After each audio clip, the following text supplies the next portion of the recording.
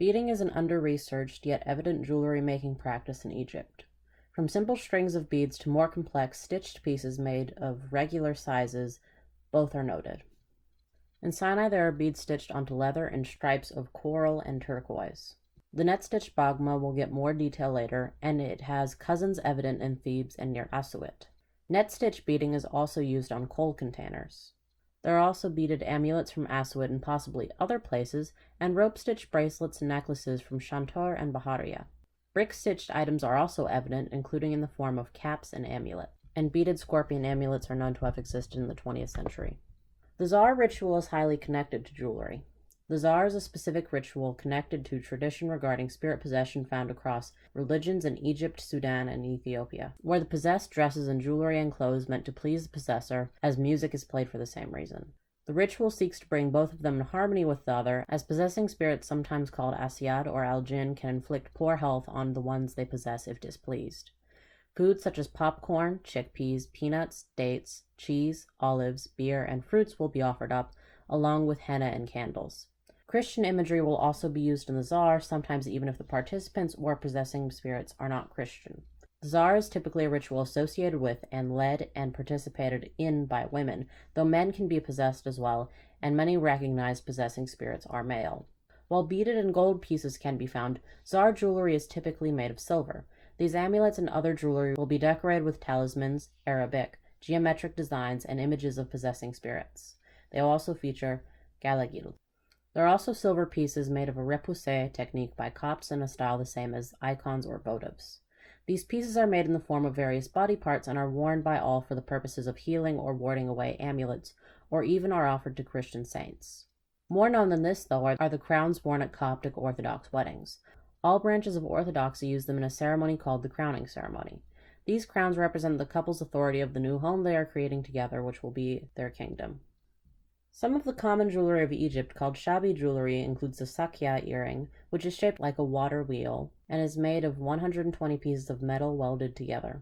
The makrata are also historically popular, being created with lathes and shaped like an iconic kitchen knife.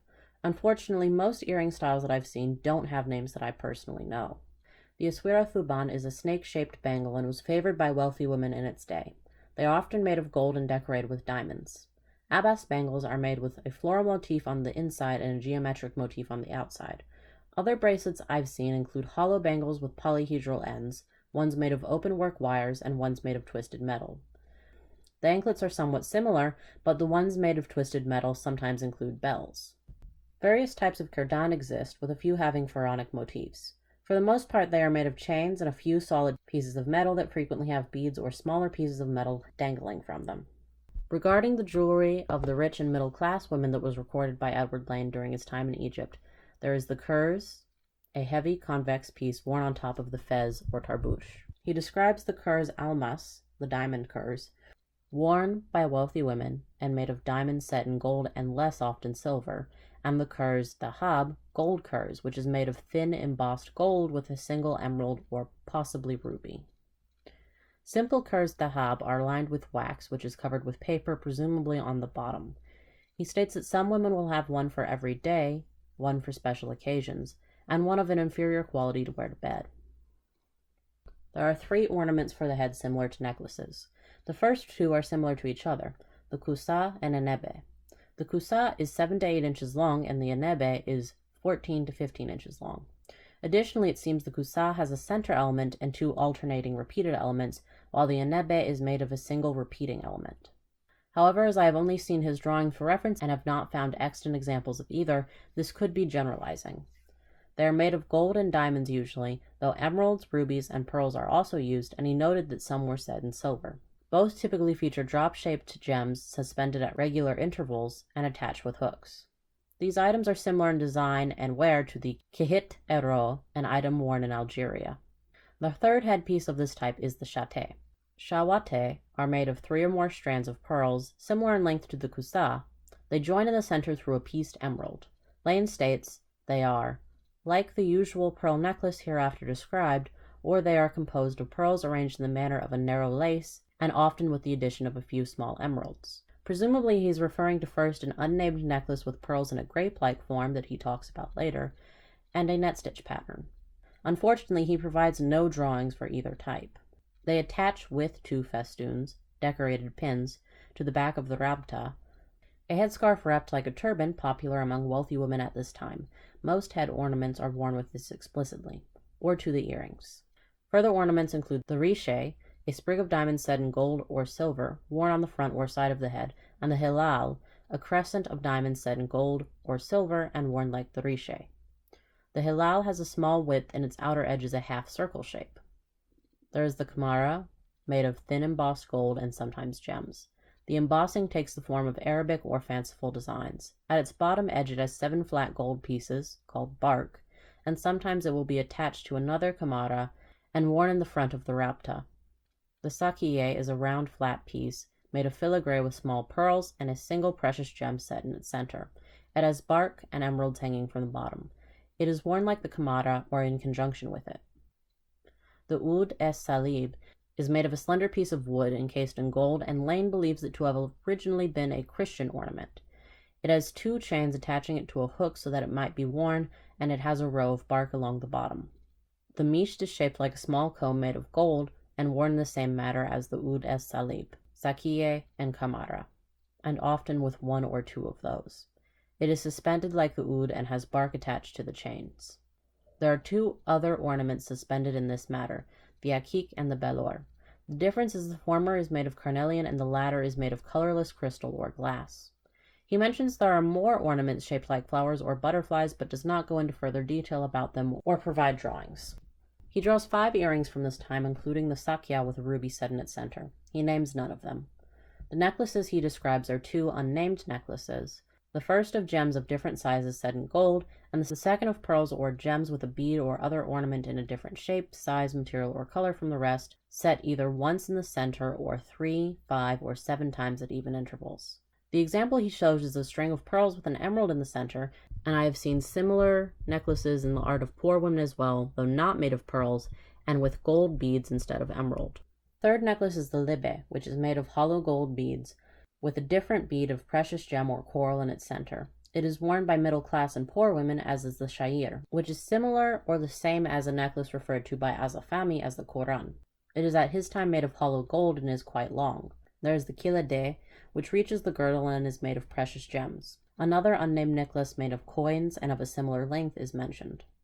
The main thing he says regarding rings is that they are like the ones he is familiar with as an Englishman, but inferior in quality. Again, he provides no drawings. He shows 1 diamond bracelet, then 3 gold bracelets. He sketches some anklets and then discusses amulets he calls hijab in some detail. Primarily a cylindrical case and a flat one, both of silver or gold and worn across the body and under the arm, or attached to a child's headscarf. Now he describes the jewelry common to poor women at the time of his writing.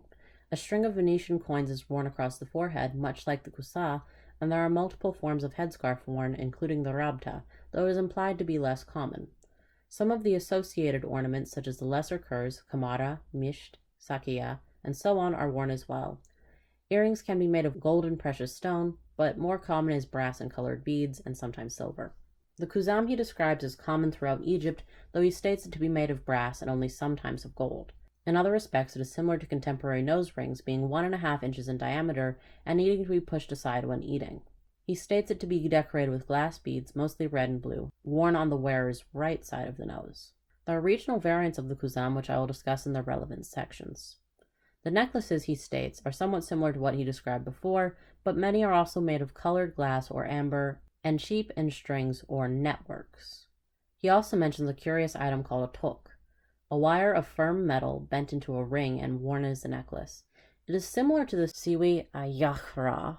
However, he makes no mention of any pendant worn on it, and in the art I have found of women wearing it, they do not seem to wear one either outside of Siwa. I have tried to investigate prior existence of torques in Egypt, as that is what this most closely resembles, but I have found no good leads. It is possible that this comes from ancient Mediterranean cultural exchanges, as a few jewelry and clothing items did, but again, I cannot be sure. The tok is made of silver, brass, pewter, or if small, iron. Silver or brass rings are said to be common, with some brass being set with colored glass. He mentions they are worn in multiples like the necklaces.